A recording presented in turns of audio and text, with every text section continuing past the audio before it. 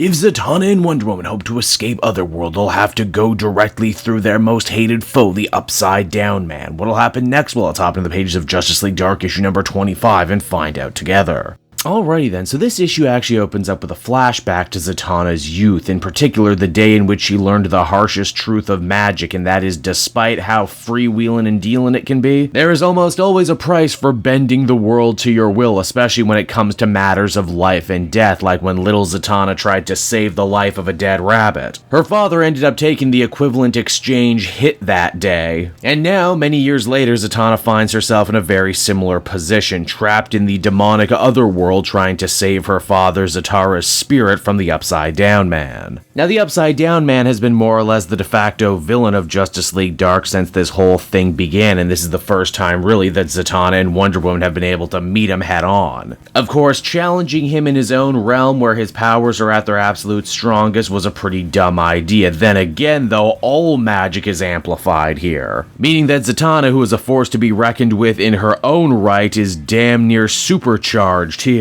Still, though, that might not be enough to defeat the Upside Down Man. Wonder Woman recalls that this guy loves cutting deals and tries to do the same thing. Granted, she tried to do this back in issue 19, and the Upside Down Man is smarter now than before. Now, back in the real world, we're reminded that Swamp Thing and Man-Bat had been working on a side project. Langston was running some tests on the Green and the Swamp Thing's new physical form in hope that it would give them an edge in their battle to save magic. To hear Swamp Thing describe it, though, he makes it sound more like some sort of big glorious suicide mission. He's put his affairs in order, said goodbye to Abigail one last time, and makes the jump into the Otherworld. Which he can totally do because the Green exists on the border of all things, reality, metaphor, etc, etc. This, as we discover, is actually part of a much bigger plan, Swamp Thing going in to back up Wonder Woman and Zatanna while Bobo tries to hunt down Constantine wherever he ended up. And much like Zatanna found herself much more powerful here in the Otherworld, Swamp Thing too, who's basically an elemental god on the best of days, is almost strong enough to go toe-to-toe with the Upside Down Man here. Swampy is able to banish their Lovecraftian foe, not defeat him, but he's gone long enough for them to go over their next game plan. As it stands right now, they can't win with the rules of magic being what they are. So to combat this, they're just simply going to have to rewrite the rules of magic again. I mean, really, what could possibly go wrong? It's not like they'll be forced to pay the ultimate price for magic as the comic comes to a close. And so that was Justice League Dark issue number 25, everybody. And honestly, I don't know what it is about this series, if it was the changeover from writers, the general drawn outness of the Upside Down Man as a villain, but I have just not been feeling the last couple arcs. There's definitely moments where I'm reminded of how much I liked this series in the beginning, but then I'm quickly snapped back to reality. There just doesn't seem to be as much characterization going on anymore. Or if it is, it's stuff we've seen a million times before in a bunch of different stories involving Zatanna and her father. Then you got Wonder Woman, who, I really liked being the team leader in the beginning, and pushing herself to really try and understand a whole other world of magic that she didn't have to understand before when she was just a member of the regular Justice League, and that stuff is still good, but then you have the whole fact that she's the witch-marked chosen one, which means she was always meant to be good with magic. And we just start getting into a big jumbled mess of power hierarchies and rules, but the rules don't really matter because we can rewrite the rules whenever we want. Again, I'm still enjoying the book enough to come back to it. In fact, it's the only Justice League book I'm still regularly reading from DC right now, and visually speaking, in terms of art, it's still one heck of a joy to see what crazy mind-bending image they're gonna render next, but by and large, I've just kind of stopped caring about what's actually going on in the story. I hope they can kick hard to the finish line, but I just don't know anymore. Overall, I'd give this a 6.